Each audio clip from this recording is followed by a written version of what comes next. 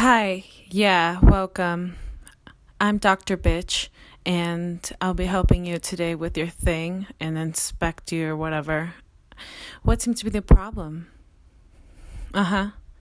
That's 8 times a week? Interesting.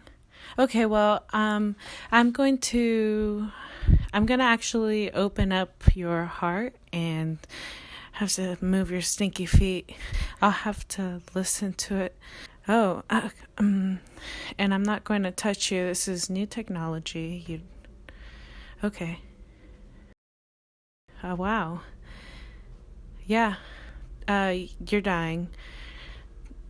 And you should probably just take some of these pills and go take a nap. That's what most of us doctors would say. I only know because I'm a physician.